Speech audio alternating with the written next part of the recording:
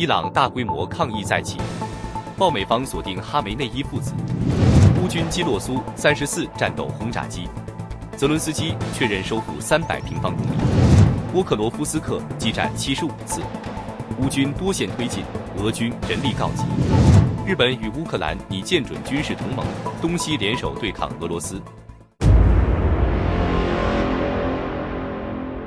大家好，欢迎收看新冷战情势，请大家先为我们的节目点赞、留言，谢谢大家。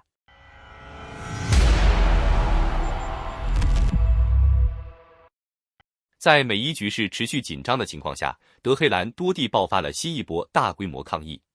这个视频画面显示，2月21日，著名的谢里夫理工大学 LAM 校园内学生正在集会，高喊这么多年的罪行之后，打倒这个政权。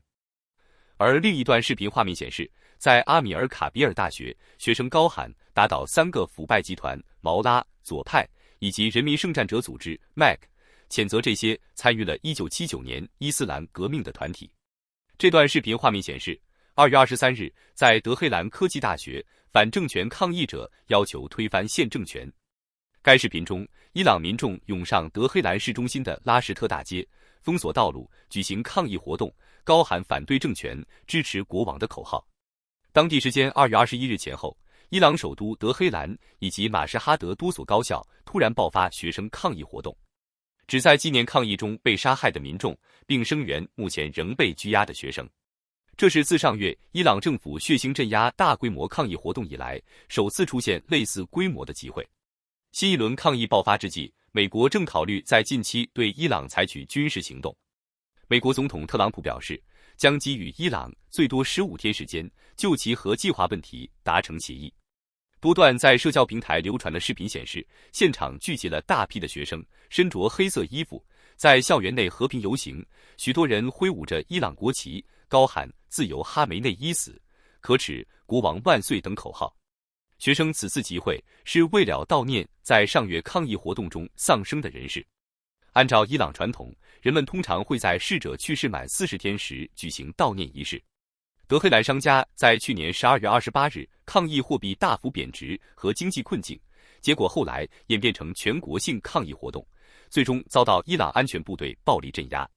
伊朗当局承认有超过3000人死亡，但声称暴力事件是由伊朗敌对势力煽动的恐怖主义行径所造成。然而，美国人权组织 HRANA 表示，自上月抗议遭到血腥镇压以来，已有至少6159人死亡，其中包括5804名示威者和92名未成年人，并有约 1.7 万宗死亡个案仍在调查之中。不过，实际的死亡人数可能更高。另据 Axios 披露，美国国防部五角大楼已经准备了多套针对伊朗的军事打击方案，其中甚至包括针对伊朗最高领袖阿里·哈梅内伊及其子穆杰塔巴的清除计划。外界普遍认为，穆杰塔巴被视为哈梅内伊的潜在继任者。而就在军事阴影加重的同时，美伊双方此前还在日内瓦举行了第2轮谈判，但结果并不理想，谈判并未取得实质性进展。德黑兰方面提出，愿意冻结铀浓缩活动3年，并承诺不以弹道导弹瞄准以色列。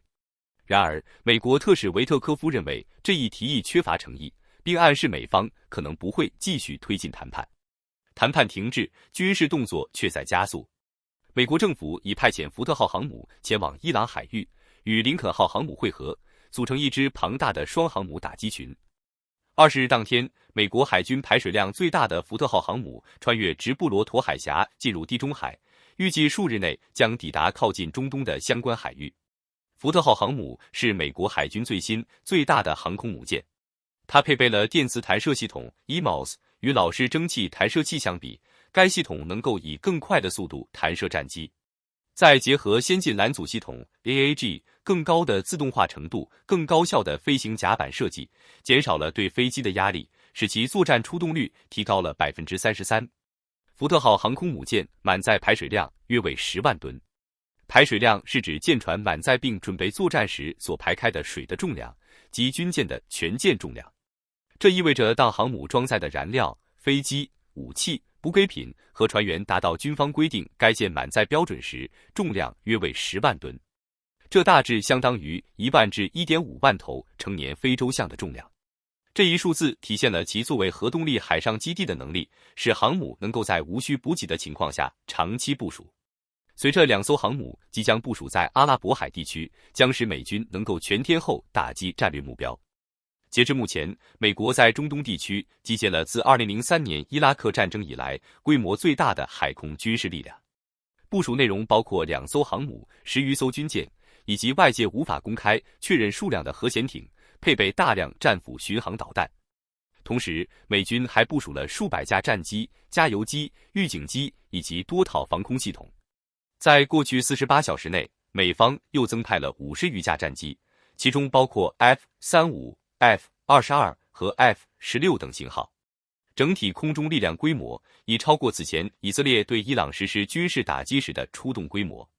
最新卫星图像与飞行追踪数据显示，数十架美军战机被快速部署至约旦中部的穆沃费格萨勒提空军基地，数量约为该基地常驻规模的3倍。自15日以来，至少有60余架运输机降落该基地。卫星图像还显示，该基地出现了更多 F-35 等先进机型，同时可见无人机、直升机及新安装的防空系统，显示出高度戒备状态。尽管美伊双方仍在进行外交接触，但军事压力显然在同步加大。华盛顿方面采取的策略被一些分析人士视为极限施压的延续。从特朗普过去几年的对外军事行动模式来看，其倾向于采取短促、高强度、目标明确的行动方式，而非长期消耗战。这也意味着，一旦美国选择出手，行动方式可能不会是长时间持续轰炸，而更可能是有限、精准的打击。不过，需要指出的是，目前无论是国际司法机构还是美国司法部门，都未对伊朗最高领袖阿里·哈梅内伊发布任何正式指控或通缉令，局势仍处于高度不确定状态。与此同时，中东上空的紧张气氛不断加剧。以色列方面的动向同样备受关注，外界猜测其情报与特种力量是否会采取突然行动，也成为变数之一。由于局势持续升级，德国、瑞典、斯洛伐克等国近日敦促在伊朗的本国公民尽快撤离。综合来看，美伊之间的谈判窗口正在迅速缩小，双方分歧不断扩大。美国的军事部署已接近完成，再加上特朗普在国内面临的政治压力不断增加，多重因素交织之下，美伊爆发军事冲突的可能性正在上升。接下来，美国会选择怎样的打击方式？是有限军事行动，还是更大规模的军事介入？局势正在逼近关键时刻，我们将持续关注。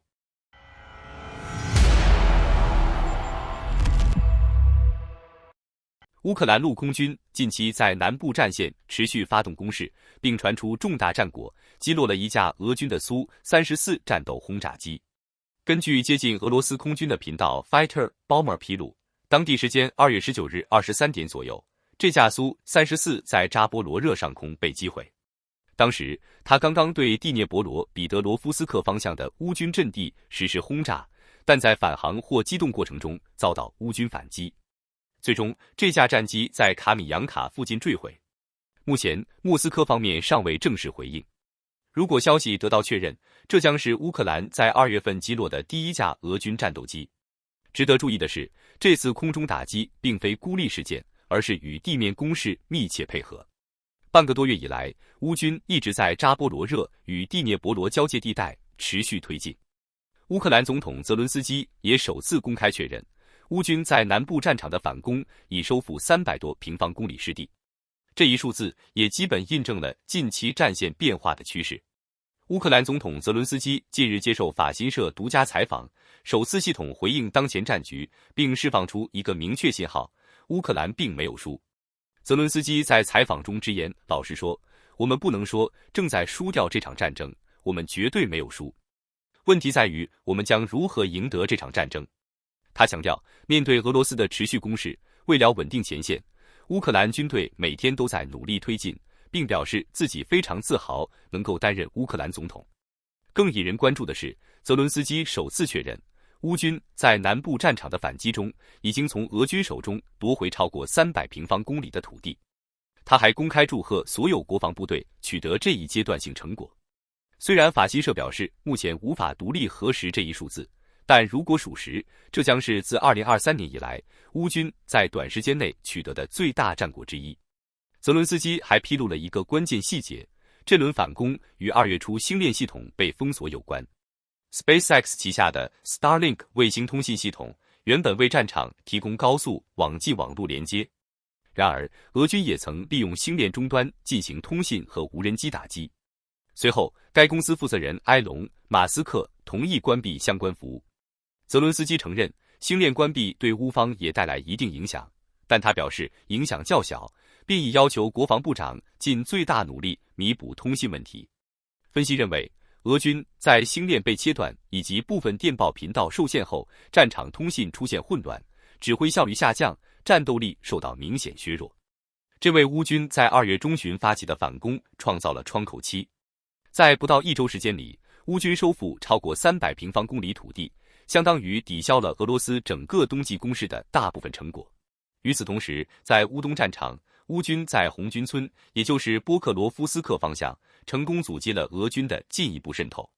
在北部轴线上，一支俄罗斯破坏小组试图进入农场区域，抢占有利地形，发动偷袭。但乌克兰空中侦察部队迅速发现目标，并将坐标传递给炮兵部队。随后，乌军3门155毫米火炮齐射，精准打击，成功摧毁俄军藏身据点，阻止了这次突袭。除了传统火力，乌克兰的无人机部队也在夜间展开行动。22日夜间，乌军无人机对俄军防空力量实施打击，摧毁了2套道尔防空系统，其中一次发生在顿涅茨克附近，另一次则针对俄控的马里乌波尔方向。从夜视画面可以看到，俄军防空阵地出现多个起火点，并伴随爆炸声响，显示打击效果明显。国际层面上，局势也出现新的变化。韩国正在考虑加入北约的 PRO 计划，为乌克兰采购美国武器。此前，日本已宣布参与该机制，不过强调仅提供防御性装备。如今，首尔与东京的态度正在发生微妙调整。总体来看，南部战线的推进、空中拦截的加强，以及国际支持的深化，都在为乌克兰当前阶段的反攻提供支撑。不过，战场形势依然复杂，俄方后续如何回应，仍值得持续观察。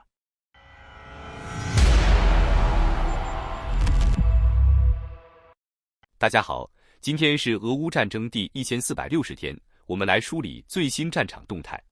首先看东部焦点，波克罗夫斯克战场。乌军东部集群2月21日在官方脸书账号通报称，过去24小时内共击退俄军75次进攻。目前，乌军仍在波克罗夫斯克、米尔诺赫拉德城区一线实施防御作战，俄军则明显加大包围力度，尤其强化了对罗丁斯克和赫里西内方向的攻势。乌方坦言，形势依然艰难。随着交火区域扩大，俄军无人机持续活动，后勤保障变得更加复杂。不过，整体防线仍在维持。在同一时间段内，参战的乌军第7军宣称摧毁俄军4辆机动车、3件特种设备、5辆4轮摩托车、2套火炮系统、1辆装甲车、11辆汽车以及70个工事语言体。俄军战术上仍以小规模步兵群反复冲击，被外界形容为人海式消耗。不过，需要客观指出的是，俄军在波克罗夫斯克及米尔诺赫拉德城区并非毫无进展。坚守波城北部的乌军防御纵深确实正在变薄，这一点同样值得关注。再看南线，在扎波罗热方向，乌军宣布在胡利亚伊波列轴线收复杰尔诺维与博罗内等村庄，并继续向南推进。同时，乌军已恢复对南部300多平方公里地区的控制，并向奥列克桑德里夫卡方向展开反击。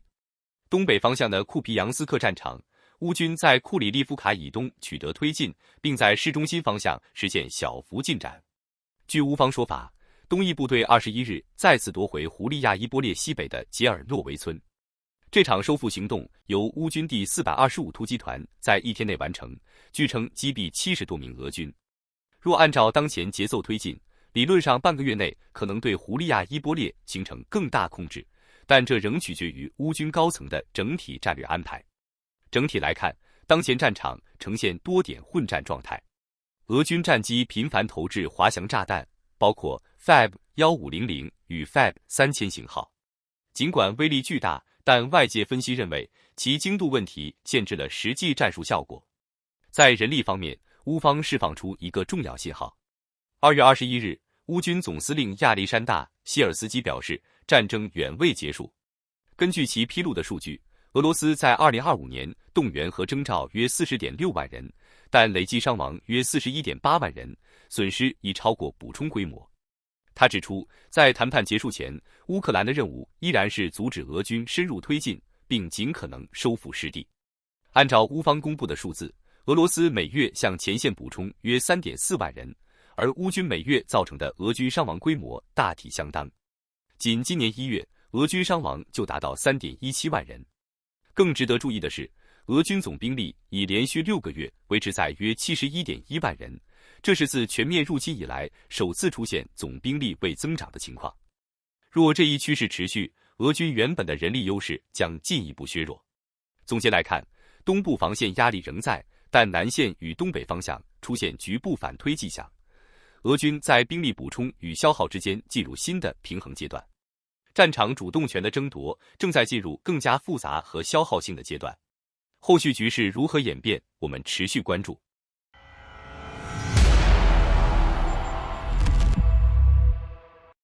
下面我们来谈一个可能改变欧亚安全格局的重大动向。